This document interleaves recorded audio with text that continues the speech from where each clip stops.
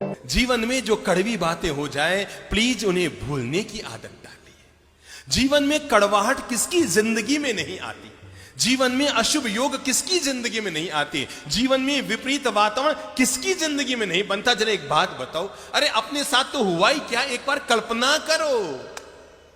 सीता कौन थी बोलो तो? लक्ष्मी का अवतार। सीता कौन थी?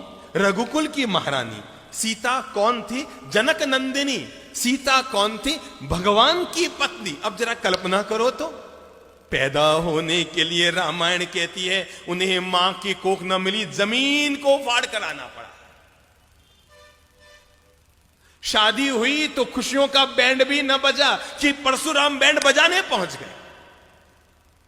शादी करके अपने ससुराल 4 दिन सुख से न जी कि मंथरा और कैकेयी प्रकट हो गई। पति का साथ निभाने के लिए जंगल में गई तो रावण प्रकट हो गया। रावण के चंगुल से निकल कर आई तो अग्नि प्रकट हो गई। अग्नि परीक्षा में निकल कर आई तो धोबी प्रकट हो गया।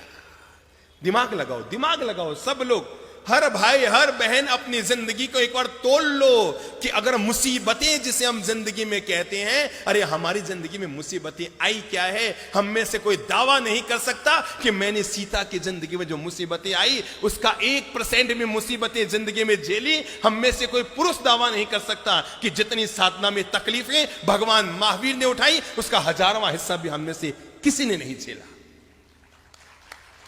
किसी ने नहीं झेला। पर जरा देखो तो सही, मां की कोख नहीं, परशुराम आ गया, कैकेयी प्रकट हो गई, रावण प्रकट हो गया, अग्नि प्रकट हो गई, धोबी प्रकट हो गया। सीता को फिर वनवास जाना पड़ा।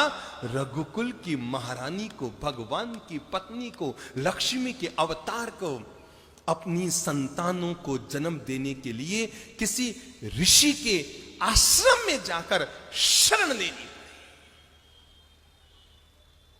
हमारी हालत उससे बोलो अच्छी? शाबाश, बहुत अच्छी। हम में से हर महिला के साथ ऐसा नहीं हुआ जैसा सीता के साथ हुआ। पर मैं आपको यह बताना चाहता हूं, इतना कुछ होने के बाद भी सीता के मन में शांति थी, चेहरे पर मुस्कान थी और अंतर मन में औरों के प्रति पवित्र भावना थी।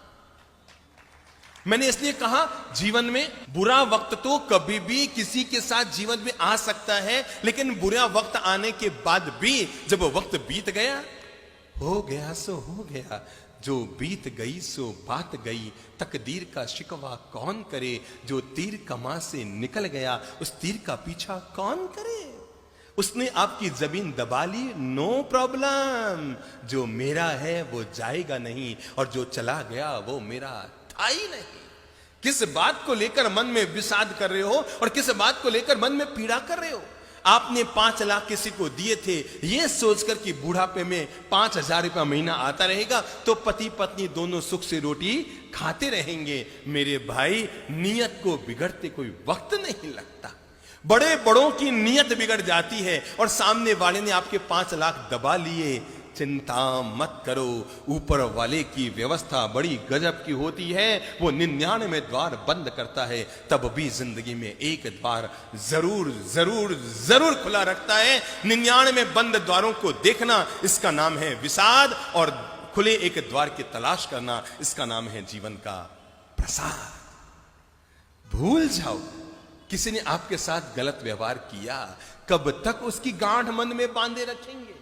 किसी ने आपके 2 लाख डुबो दिए, अरे रुपये गए सो गए, कोई दिक्कत नहीं, आपकी नींद और चली गई, आपकी शांति और चली गई, आपकी मुस्कान और चली गई, आपकी सुख की रोटी हाथ से चली गई। रुपये गए सो गए, जाए भाड़ में। अरे सबके रुपये जाने ही हैं। आदमी जन्म लेता है ना तो लंगोट मां पहनाती, उसमें जेब नहीं होता, होता है क्या?